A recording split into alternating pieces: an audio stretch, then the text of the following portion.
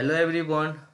आज हम लोग setting out of simple circular curve में है, जहाँ पे आपका लास्ट टॉपिक है। तो यहाँ पे आपको क्या बोले थे कि जो आज का जो अपना टॉपिक चलने वाला है वो offset from long chord method चलने वाला है। ठीक है। कल का क्लास अगर आप लास्ट तक किए होंगे तो वहाँ पे बताए थे कि कैसे हम लोग कल पढ़ेंगे, कहाँ से स्टार्ट करेंगे, कौन सा मेथड आपके सिलेबस में पढ़ना है। ठीक है। तो offset from long chord method में चलते हैं। तो यहाँ पे आप जो फिगर बनाते थे, आपका जो मेन फिगर है कर्व का, यही एक था। T1 क्या था? पॉइंट ऑफ टाइजेंसी था। ये बैक टाइजेंट था, इधर फॉरवर्ड टाइजेंट था। ठीक है, लिख ही देते हैं बैक टाइजेंट। इधर क्या था बाबू? फॉरवर्ड टाइजेंट। फॉरवर्ड टाइजेंट ये क्या था? ये भी पॉइंट था जिसको हम लोग point of tangency sorry intersection point बोलते थे। अंदर वाला को इंटरसेक्शन एंगल बोलते थे, बाहर वाला को बाहर वाला मतलब समझे? कल वो लास्ट वाला क्लास देखे होंगी, तो पहले इसलिए समझा रहे हैं क्योंकि ये चीज़ समझा रहेगा तो आपको सारा कुछ समझ जाइएगा। ठीक है। ये क्या था? डिफ्लेक्शन एंगल था। ठीक है, इसका नाम भी पॉइंट था। ये आपका अपेक्स डिस्टेंस था, यहाँ से यहाँ को अपेक्स डिस्टेंस हम लोग बोलते थे। ये मिड ऑर्डिनेट है, ये आपका क्या था? अपेक्स डिस्टेंस था। ठीक है। चलिए, ये अपेक्स डिस्टेंस है, ये मिड ऑर्डिनेट है। तो यहाँ पे कुछ और फिगर, यहाँ तक तो सब जानते थे, ये लेंथ ऑफ लॉन्ग कॉर्ड है, यहाँ तक सब जानते थे। आज इसी में थोड़ा सा लॉन्ग जो आपका ऑफसेट लॉन्ग कॉर्ड मेथड है, उसी में थोड़ा सा चेंजेज करेंगे। थोड़ा सा चेंजेज मतलब कुछ ये जूम करेंगे, उसी चीज़ को देखिएगा यहाँ पे। ठीक है, वो चीज़ क्लियर हो गया, मतलब सब क्लियर हो गया।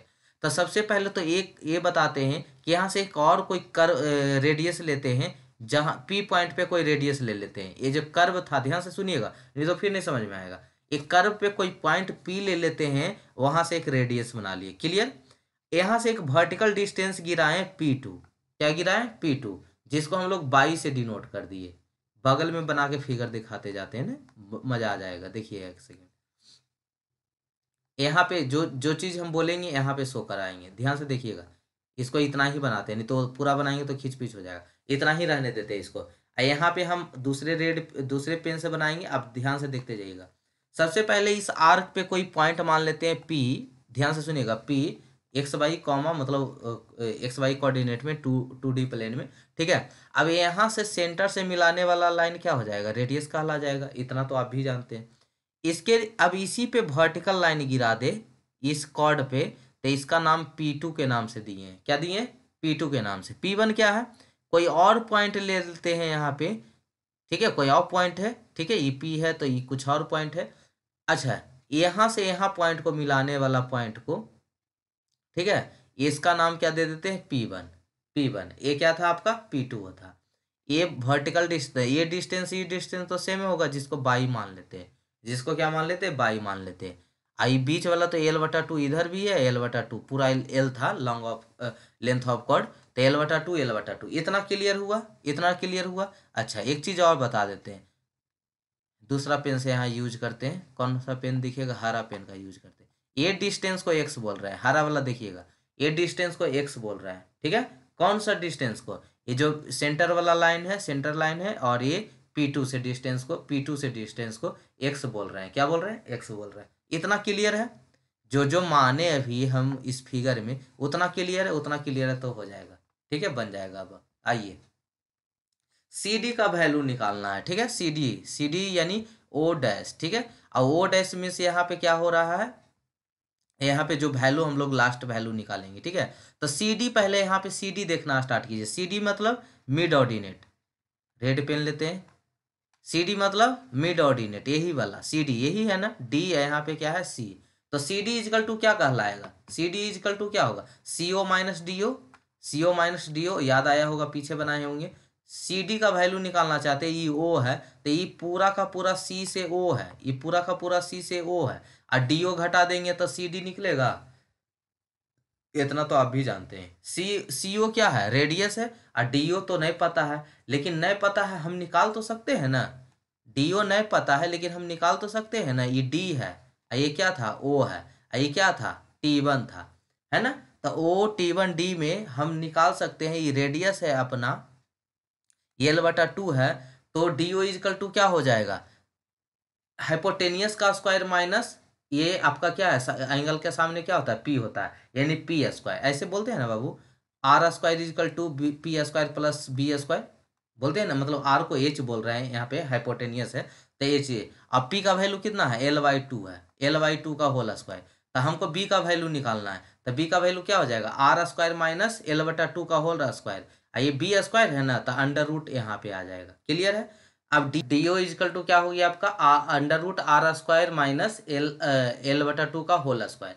अब क्या करना है, डी ओ का वैल्यू पता हो गया, तो सी ओ माइनस डी ओ था, सी ओ का वैल्यू कितना था, आर था, आर माइनस डी ओ का वैल्यू कितना आ गया यहाँ से, under root r square minus L/2 का होल स्क्वायर। ठीक है, तो ये वैल्यू निकल गया। अब ट्राइंगल एक चलते हैं पी पी डैश ओ में। पी पी डैश ओ कौन सा है, पी पी डैश ओ कौन सा है, तो देखिए यहाँ पे बताते हैं।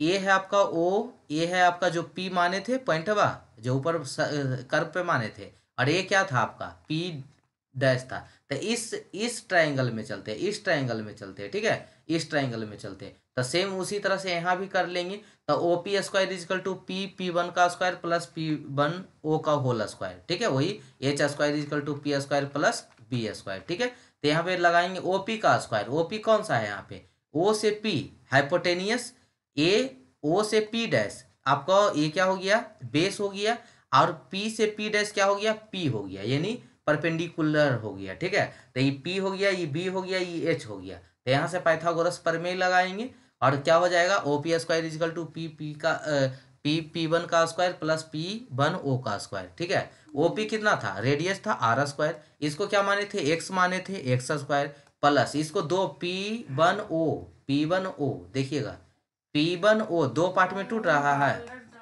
तो आपको तो यहाँ से नहीं पता चलेगा। पी पी वन यहाँ पे कितना हो गया, पी एक सेकेंड, ये आपका P1 हो गया। यहाँ पे देखिए दो पार्ट में P1 है, यहाँ पे O है, तो ये दो पार्ट में टूट रहा है, P1D और OD, P1D और OD। ठीक है, तो P1D और OD या DO बोले। ठीक है, तो इधर से हम ले सकते हैं इसको r square minus x square, ये प्लस में एक्स स्क्वायर, तो इधर माइनस में एक्स स्क्वायर, इधर होल स्क्वायर, तो इधर अंडर रूट में, तब P1D plus DO equal to under root r square minus x square. ठीक है, अच्छा एक चीज और बता दे, अगर ये चीज नहीं समझ में आएगा ना, तो हमको कमेंट सेक्शन कीजिएगा, कॉपी पर लिख के बता देंगे, लिख के बताने में ज़्यादा समझ में आएगा। ठीक है, तो अगर समझ में आ गया होगा तो टाइम वेस्ट नहीं कीजिएगा मेरा, अगर नहीं समझ में आया होगा ना, रियली में नहीं समझ में आया होगा, एक बार देख के मतलब कभी कभी क्या होता है ना, कंसंट्रेशन सही नहीं रहता है, उसके वजह से नहीं समझ में आता है। कितना भी बढ़िया से पढ़ा रहे हो, आपका कंसंट्रेशन सही नहीं हो तो नहीं समझ में आता। तो कंसंट्रेशन सही करके देखिएगा, अगर समझ में आता है तो ठीक है, नहीं आता है तो बोलिएगा, हम पेज पे इसको लिख के बताएंगे या बोर्ड पे बता देंगे। ठीक है, तो आप कमेंट सेक्शन कीजिएगा अगर नहीं समझ में आया होगा तो। अच्छा, P1D का वैल्यू कितना था, बाई माने थे, और DO का वैल्यू कितना था, under root r square minus L/2 का होल स्क्वायर, इधर हो गया r square minus x square. यही बाई का वैल्यू निकाल लेते हैं, under root r square minus x square minus under root r square minus L/2 का होल स्क्वायर। तो यही आपका हो गया लॉन्ग कॉर्ड ऑफसेट मेथड। ठीक है, तो यही एक पढ़ना था आपको, offset from long chord method. ठीक है, तो यही आपका एक मेथड पढ़ना था, जिसको यहाँ पे डिराइव करवाए हैं, ट्यूशन भी करवाएंगे प्रैक्टिस, टेंशन मत लीजिए। Adarsh method of simple circular curve, तो ये तो अभी बता ही दिए थे कि कौन कौन सा मेथड पढ़ना। अब आते हैं कर्व पे, तो ऐसे तो हमको इस चीज़ को शुरू में बता देना चाहिए था कि ऐसे हम पढ़ाए हुए हैं, इसलिए नहीं बताएं। ट्रांसपोर्टेशन में पढ़ाए हैं ना, ट्रांसपोर्टेशन देखिएगा बिल्डिंग मटेरियल में, तो वहाँ पढ़ाए हुए हैं, इसलिए यहाँ पे शॉर्ट इंट्रो दे दे रहे हैं कि हॉरिजेंटल कर्व दो तरह के होता है, ट्रांजिशन कर्व, एक सर्कुलर कर्व। सर्कुलर कर्व में सिंपल सर्कुलर होता है, कंपाउंड कर्व होता है, रिवर्स कर्व होता है।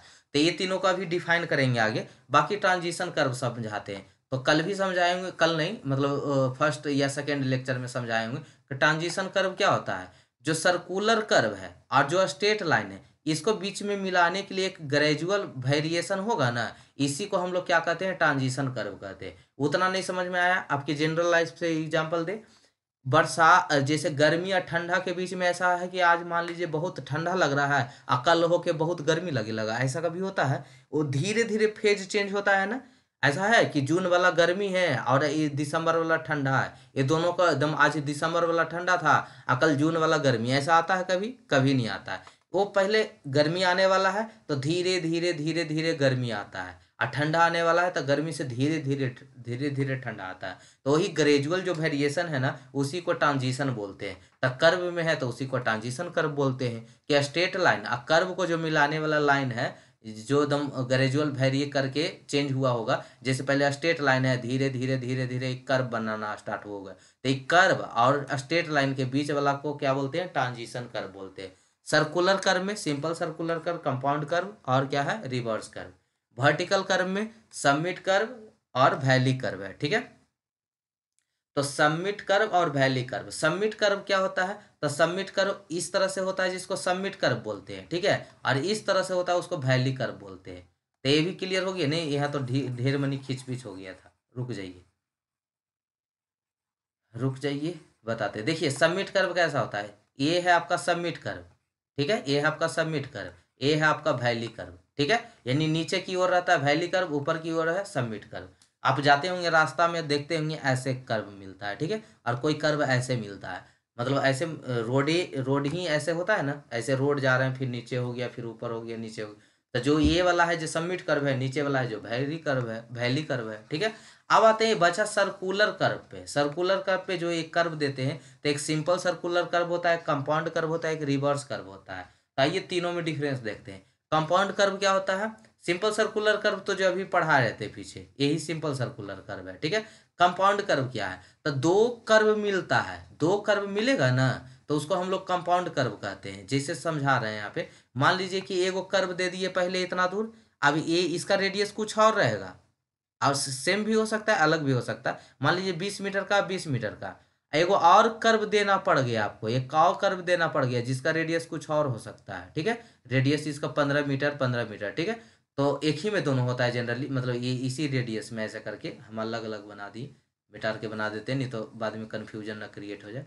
एक सेकेंड, ये वाला। ठीक है, ये 15 मीटर का 15 मीटर, तो यही दो कर्व बनाए ना, तो दो कर्व मिला के बनाए, इसलिए कंपाउंड कर्व हो गया।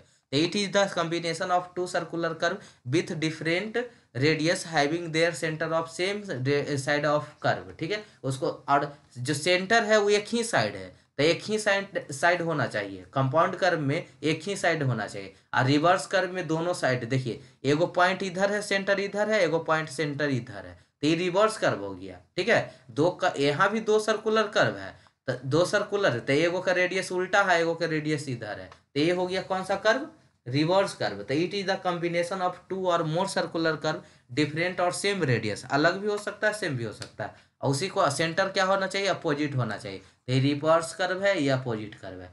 तो आज कर्व का कहानी समाप्त करते हैं बाबू। बाकी का इसका क्वेश्चन का प्रैक्टिस आपको मैराथन प्रीवियस ईयर क्वेश्चन में करवाएंगे। ठीक है, जितना जल्दी सब्जेक्ट खत्म होगा उतना जल्दी वो सब स्टार्ट कर देंगे। ठीक है, चलिए ठीक है, थैंक यू सो मच यहाँ तक बने रहने के लिए। मिलते हैं हम लोग नेक्स्ट एपिसोड में, जहाँ पे हम लोग मॉड्यूल नंबर 3 स्टार्ट करेंगे, मॉडर्न फील्ड सर्वे सिस्टम। ठीक है, तो ये भी छोटा टॉपिक है, ज़्यादा छोटा नहीं है लेकिन फिर भी छोटा ही है। 100, ये देखिए कितना दूर है, जीपीएस है। ठीक है, कहाँ तक है, ज़्यादा ही नहीं होगा, ये भी छोटा ही टॉपिक था। ये तो लगता है 4 वाला कर दी। जो भी हो, तो इसके बाद हम लोग मॉड्यूल नंबर 3 से ही स्टार्ट करेंगे। ठीक है, तो ठीक है बाबू, मिलते हैं हम लोग बाकी नेक्स्ट एपिसोड में। ठीक है, चलिए।